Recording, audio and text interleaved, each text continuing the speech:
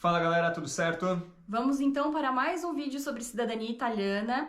Agora a gente vai destrinchar para vocês o segundo passo, que é a parte onde a gente vai analisar os documentos e ver se tem alguma possível retificação para ser feita. E é algo simples, tá pessoal? É algo que vocês mesmos podem fazer, não precisa de ajuda de outra pessoa, mas é bom você se amparar de alguma forma de você marcar essas informações em algum lugar para não esquecer, porque é muita informação.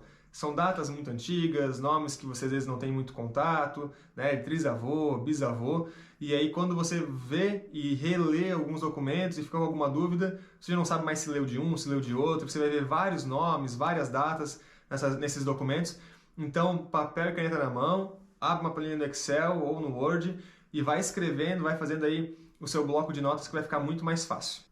Eu gostava de fazer da seguinte forma: eu xeroquei todas as certidões que eu tinha na mão e sempre escrevendo por cima delas, grifando, anotando o que eu precisava retificar, aonde eu ia encontrando algumas informações duvidosas. E o Pato gostava de fazer uma planilha no Excel. Então você vai encontrar a sua forma de se organizar para entender qual é a sua árvore genealógica aí na sua cabeça, né, certinho, para não confundir os nomes e as pessoas da sua família e para não criar confusão. E quais as pessoas que você precisa dessas informações? Você precisa da sua informação, do seu pai ou da sua mãe, do seu avô ou da sua avó, até chegar no italiano. Você precisa dos italianos, você não precisa dos cônjuges, né? Isso, exatamente. Então, é o quê? Você traça uma linha reta até chegar no italiano, tá? No nosso caso foi mãe, avô, bisavô e trisavô, tá? Essa é a nossa linha reta até o italiano. É quem passa o sangue italiano adiante. Os cônjuges não tem problema, você não precisa se preocupar. Eu encontrei divergências na certidão, por exemplo, no nome da minha avó, tá? Que estava na certidão de casamento do meu avô, que ele era casado com a minha avó, que tinha um nome errado.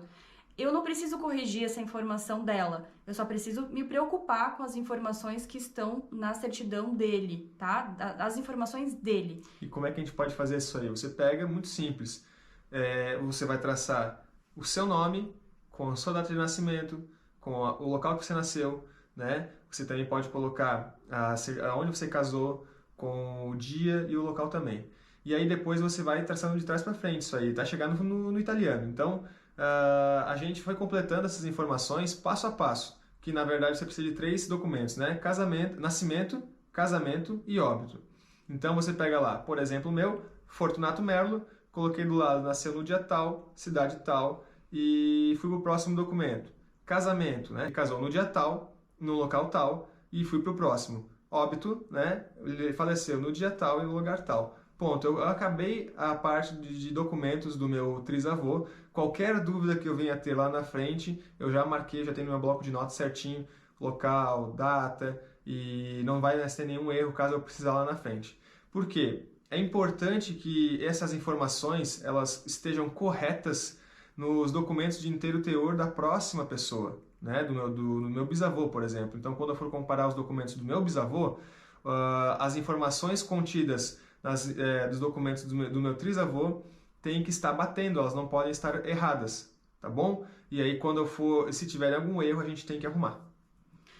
Então é legal você escrever realmente, tá? Fazer a árvore genealógica, porque você vai entendendo quem são as pessoas e você vai olhando essas informações e você vai confrontando para ver se tá batendo uma informação com a outra. Porque você vai ver que nas certidões de inteiro teor aparecem informações bem completas. Vai dizer quem é filho de quem é neto de quem, em que data que nasceu, em que local que nasceu, aonde casou, e isso precisa estar correto uma com a outra. Então, uma informação sempre vai ser confirmada com a certidão anterior, tá? Então, você vai comparando para ver se elas estão iguais. E se tiver uma divergência, aí é preciso fazer a retificação administrativa. Exatamente. Eu tive um exemplo bem prático para vocês entenderem. O meu avô, o Sebastião Merlo, ele faleceu, né? Na certidão de óbito dele estava escrito que ele faleceu em tal dia, em tal local, que ele era filho de João, que nasceu em tal cidade, que casou em tal cidade, que morreu em tal cidade, e que ele era neto de Fortunato. Ou seja, até na certidão de óbito do meu avô constava o nome do trisavô dele, do bisavô dele, no caso, do avô dele, no caso, né? Meu trisavô. Olha como confunde, tem olha que como cuidar. confunde. Então, eu tive que arrumar isso também, porque as certidões do meu bisavô continham o nome do pai dele errado. Automaticamente, as certidões do meu avô veio o nome do avô dele errado, né? Então, eu tive que arrumar do meu avô, tive que arrumar do meu bisavô, e eu tive que usar os documentos lá do meu trisavô. Então, por isso que quando a gente fala que você tem que usar o documento anterior, é que você tem que usar o documento correto, né? Para comprovar o próximo documento que veio errado. Então vamos lá, você encontrou um erro, encontrou uma divergência. Ah, tem uma letra a mais, uma letra a menos, ou uma data que não coincide. Você vai pegar os documentos, vai pegar esse errado e vai pegar o anterior que comprova esse erro e vai até o cartório pedir para fazer uma retificação administrativa, tá? Essa retificação administrativa é bem tranquilo de ser feito nos cartórios.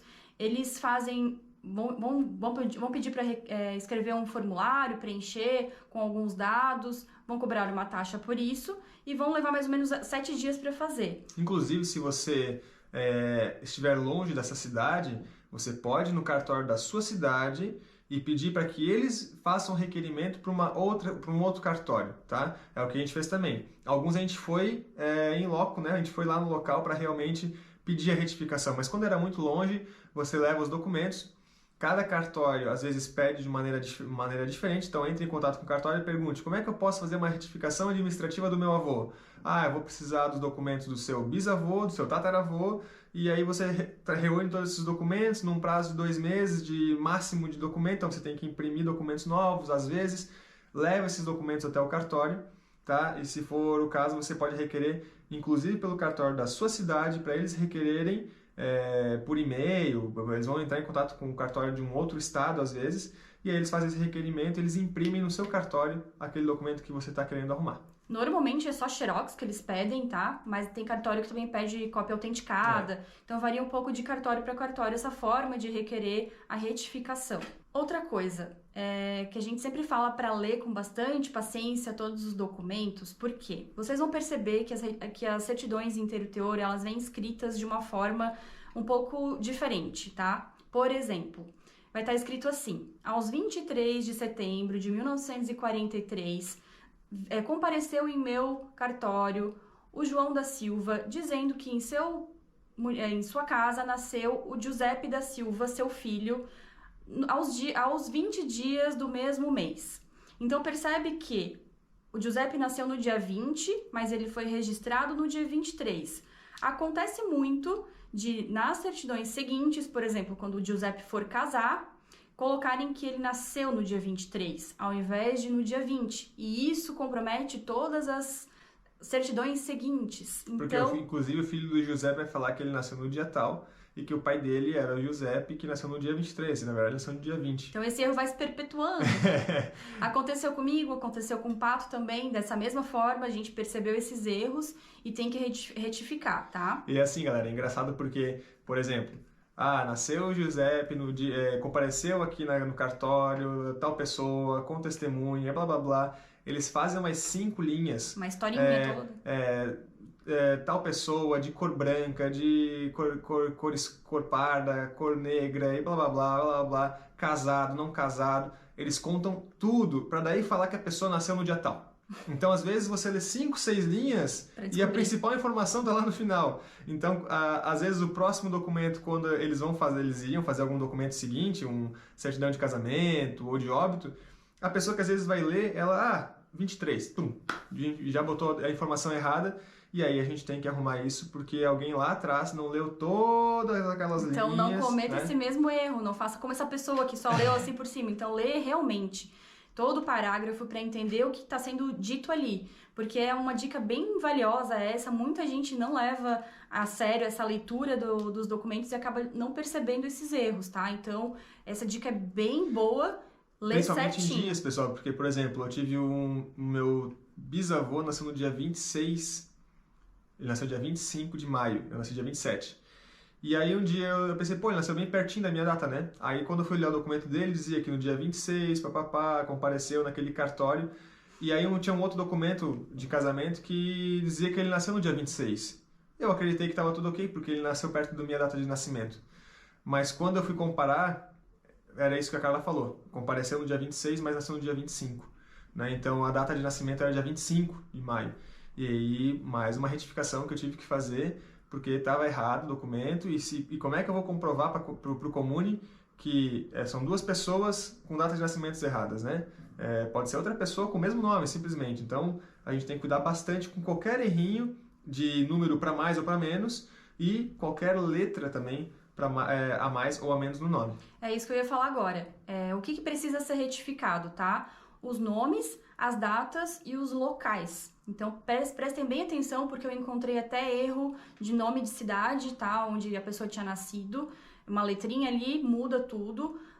Uma letrinha mais, uma letrinha menos em nomes e datas. Então, essas são as coisas que precisam ser retificadas. Porém, se você ver que tem um nome no meio, o nome do meio ali que foi perdido no caminho, não tem problema. Isso acontecia muito, né? Aconteceu com o trisavô do Pato. Meu trisavô se chamava Fortunato Ângelo Merlo.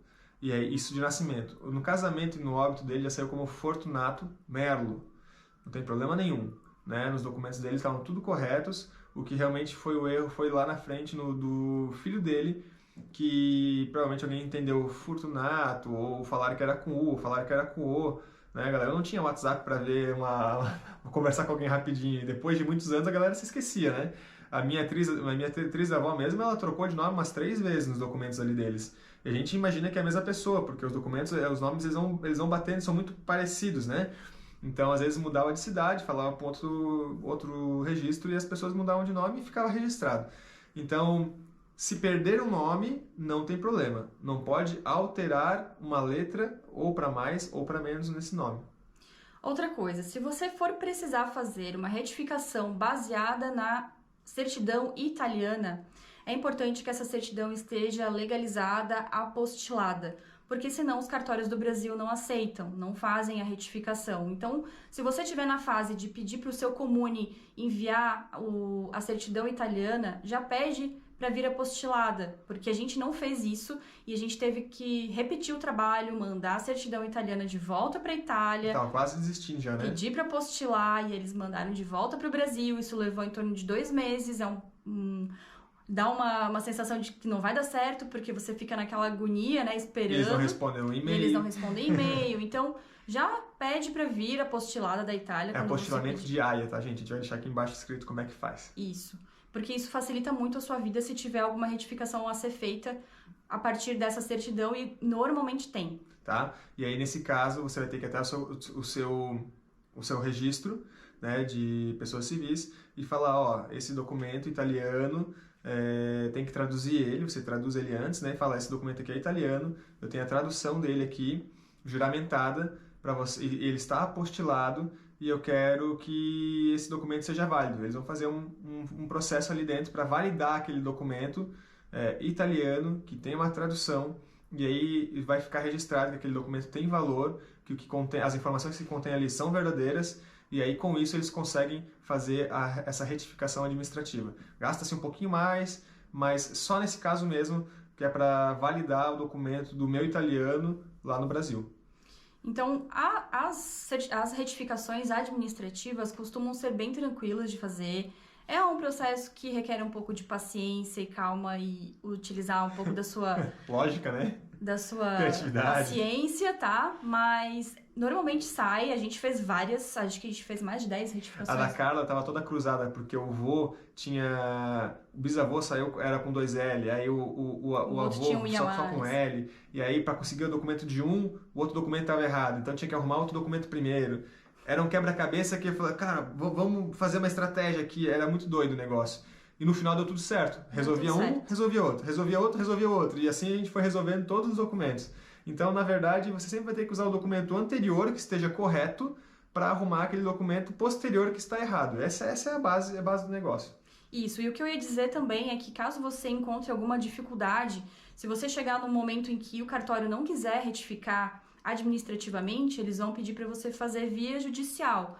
E aí você começa a pensar, não quero mais saber disso, porque daí tem que entrar com advogado, vai gastar um pouquinho mais, demora. Mas também tem uma outra saída que a gente utilizou, que é utilizar uma certidão religiosa. Se por acaso essa certidão que emperrou aí você não conseguiu retificar, é de nascimento ou de casamento, pode ser que você consiga substituir por uma de batismo ou de casamento religioso, que também serve na Itália. Quando você for fazer o processo na Itália, Eles aceitam. Eles aceitam. Então, você vai pedir para a paróquia emitir também inteiro teor, vai vir autenticado pelo padre da igreja, pelo pastor, e aí vai dar tudo certo, você consegue utilizar da mesma forma, tá? Então tem uma saída aí. Então é isso, espero que a gente tenha conseguido ajudar vocês de alguma forma com essa parte. Tenham bastante calma e paciência nesse momento do processo, porque precisa. E é isso, se tiver alguma dúvida... Tenha bastante calma e paciência. E se tiver alguma dúvida? E se tiverem alguma dúvida também... Tá, peraí, se tiver alguma dúvida, tá. Beleza. E se tiverem alguma dúvida, podem deixar nos comentários que a gente tá respondendo todo mundo à medida do possível. E é isso. É isso, galera. E outra coisa, eu vou descrever o processo aqui embaixo, tudo que a gente falou, vou deixar aqui na descrição, para se você tiver alguma dúvida com o vídeo, dá uma lida na descrição, vai dar tudo passo a passo, e aí não tem problema nenhum. Ainda assim, se surgir alguma dúvida, pergunta pra gente que a gente tenta te auxiliar na sua questão de forma pontual. E se você chegou até aqui, espero que já tenha se inscrito nesse canal e deixado o seu like aí pra ajudar a gente. Fechou. Valeu, galera. Tchau, até o próximo. Até mais.